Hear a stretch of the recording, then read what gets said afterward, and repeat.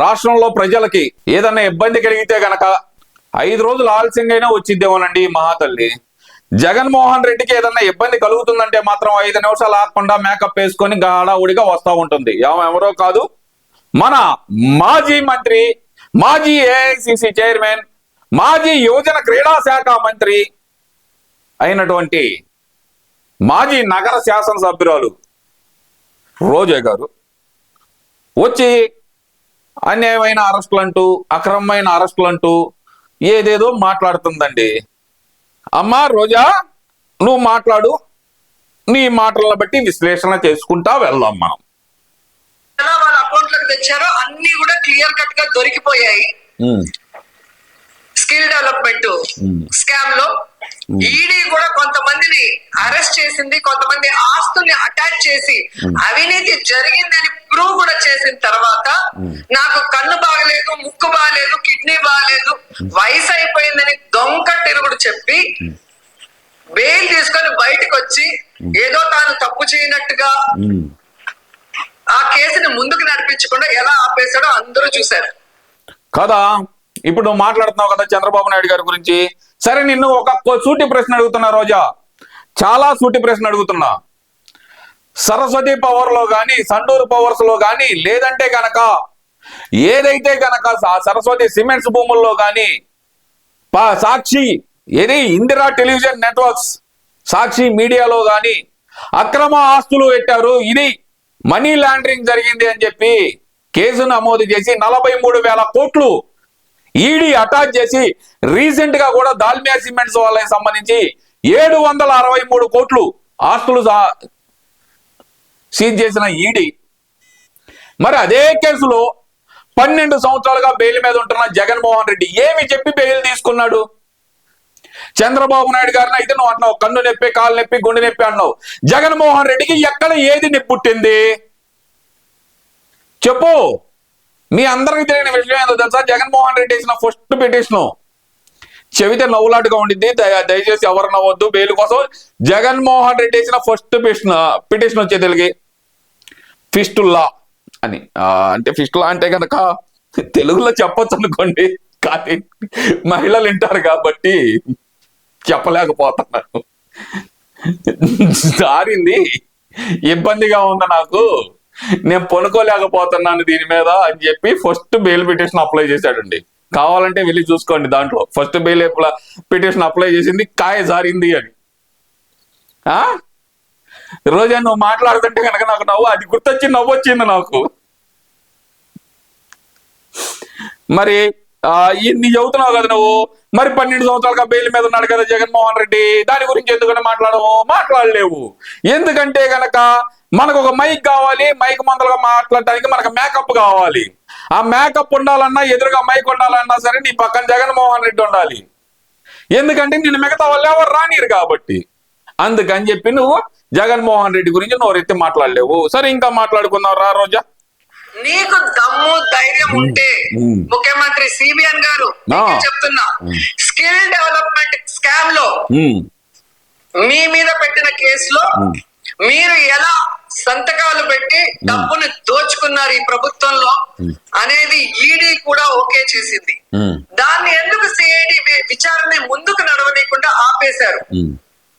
దమ్ముంటే skill development మీద మీరు విచారణ చేయించుకోండి. ఇదే దమ్ము గురించి మనం మాట్లాడుకుంటే రోజా, నిజంగా గనక జగన్మోహన్ రెడ్డి అనే వ్యక్తికి నిజంగా దమ్ముంటే గనక 3,600 డిశ్చార్జ్ పిటిషన్లు కానీ, లేదంటే గనక డిశ్చార్జ్ పిటిషన్లు అన్ని అయిపోతున్నాయి అనుకునే టయానికి ఇంకొకళ్ళ చేత నాకు ఈ కేసుకు సంబంధం లేదని చెప్పి డిశ్చార్జ్ పిటిషన్లు వేస్తూ 16 సంవత్సరాల పాటు, స్టిల్ నౌ 15-16 సంవత్సరాల పాటు ఆ కేసుని ఇలానే తిప్పుతున్నాడు కదా.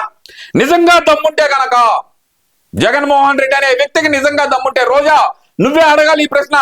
ఎందుకంటే మా ఎదురుల దమ్ము ధైర్యం గురించి నీకే బాగా తెలుసు కదా.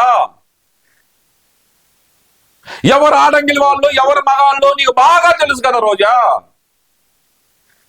నిజంగా గనక జగన్మోహన్ రెడ్డికి నిజంగా దమ్ముంటే నువ్వు అడుగు. అన్నా జగనన్న, నీకు నిజంగా దమ్ముంటే గనక నీ మీద ఉన్న 16 ఈడీ కేసులు మొత్తం కలిపి ఏదైతే 21 కేసులు ఉన్నాయో ఆ 21 కేసుల్లో నువ్వు నిర్దోషివి అని చెప్పి, ఈ కేసులు తొందరగా విచారణ చేయండి అని చెప్పి సిబిఐకి ఈడీకి లేఖ రాయమనే దమ్ము నీకుందా రోజా? నువ్వా మాట్లాడుతున్నావు నువ్వు ఎదుటల దమ్ము ధైర్యం గురించి? అయినా మనకు ఆడంగులు మగంగులు అంటూ నువ్వు మాట్లాడే, నువ్వు ఎదుటల మగతనాల గురించి మాట్లాడే నువ్వు ఇలాంటి మాటలు నీకు పనికిరావు రోజా. ఎందుకంటే జనాల మగతనాలన్నీ నీకు అనకూడదు. నాకు ఎవడు మగాడో ఎవడు ఆడాలో అని తెలుసుకోవడంలో నువ్వేమన్నా సిద్ధహస్తురాలివా?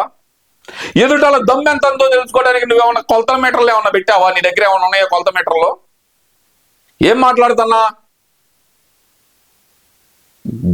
ఇది ట్రిగ్గర్ చేయ మాకు జనాల్ని. జగన్మోహన్ రెడ్డికి నిజంగా నువ్వు అంత సేటు దమ్ము ధైర్యం గురించి మాట్లాడితే కనుక, జగన్మోహన్ రెడ్డికి నిజంగా దమ్ము ధైర్యం ఉంటే కనుక 12 సంవత్సరాల నుంచి బెయిల్ మీద ఉన్నాను, నేను నిర్దోషిని, నా కేసులు త్వరితగతిన విచారణ చేసి నన్ను నిర్దోషిగా నిరూపించండి, లేదు నేను దోషిని అయితే కనుక నన్ను శిక్షించండి అని చెప్పి సుప్రీంకోర్టులో కానీ సిబిఐ కోర్టులో కానీ ఈడీ దగ్గర కానీ ఒక్క పిటిషన్ వేసే దమ్ముందా జగన్మోహన్ రెడ్డికి? అడుగు వెళ్ళి నువ్వా మాట్లాడుతున్నావు దమ్ము ధైర్యాల గురించి? మీ వల్ల కాకపోతే సిబిఐకి అప్పచెప్పండి. అలాగే మీరు చూస్తే ఫైబర్ నెట్ కేసులో ఎందుకు మీరు విచారణను ఆపేశారని అడుగుతున్నా.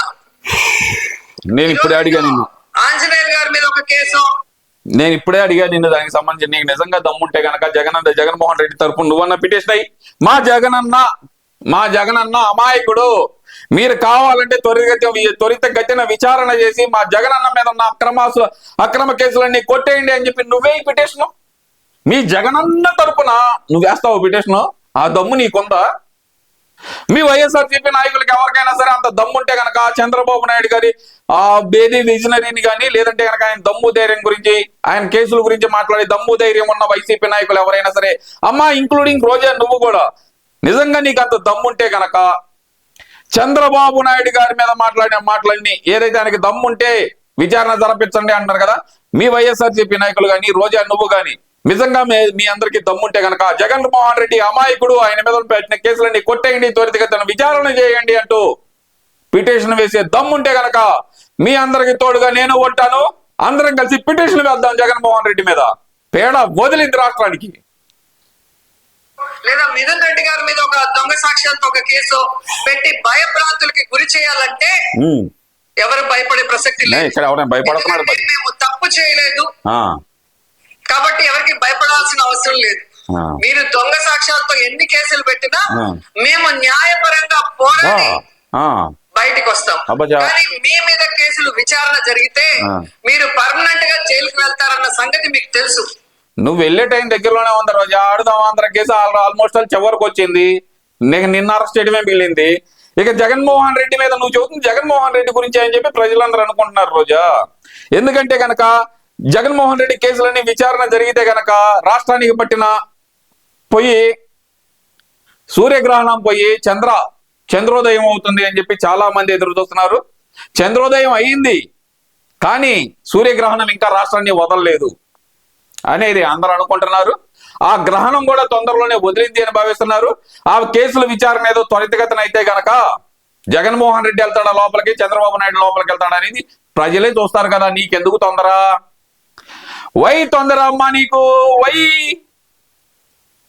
వెయిట్ అమ్మా, వెయిట్. అందుకే అడుగుతున్నా, దమ్ముంటే, నీకు దమ్ముంటే దొంగ కేసులు పెట్టి మీ పచ్చ ఛానళ్లలో దుమ్మెత్తిపోయడం కాదు, స్కిల్ డెవలప్మెంట్ స్కామ్ మీద మనమేం మాట్లాడాలి? పచ్చ ఛానల్స్ అని మనం ఎదురుగా పెట్టుకొని మాట్లాడేదంతా నీలి మీడియా, కూలి మీడియా, 5 రూపాయల పేటిఎం బ్యాచ్ తోటి నువ్వు పచ్చ ఛానల్స్ అని నువ్వు మాట్లాడుతున్నావా? నువ్వు మాట్లాడుతున్నావు రోజా. స్కామ్ మీద విచారణ జరిపించండి.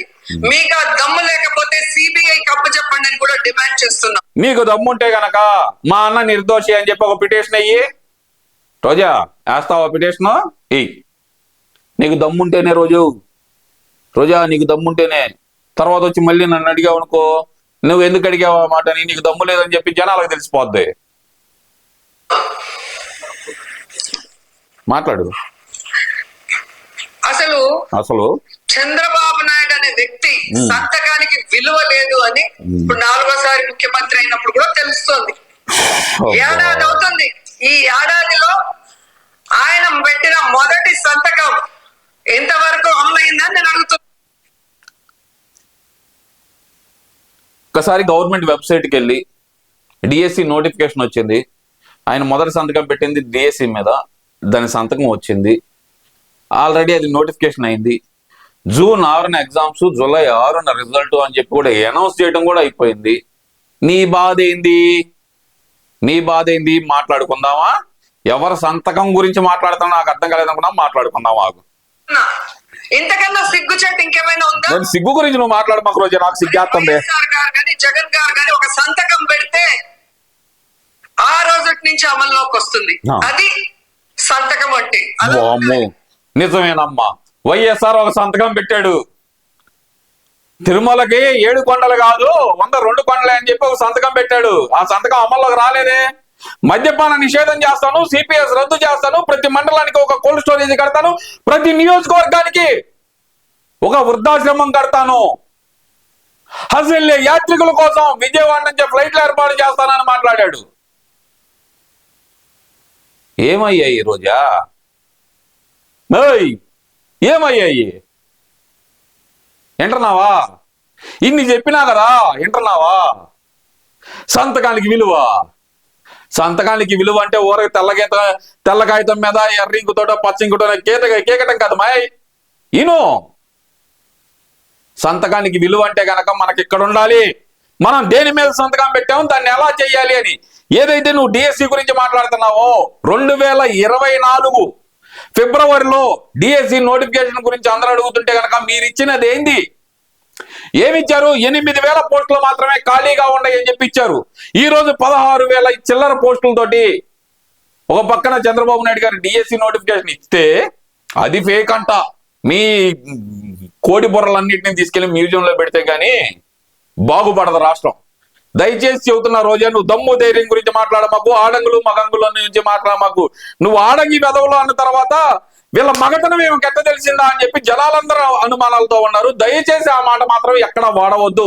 మహిళవి మహిళలాగా ఉండు, గౌరవాన్ని గౌరవంలాగా ఉంచుకో, మహిళలకు ఇచ్చే గౌరవాన్ని గౌరవంలాగా ఉంచుకో. నీ నోటి దోలతోటి నీకు ఇచ్చే గౌరవాన్ని పోగొట్టుకోవద్దు. ఓకేనా? ఉంటా.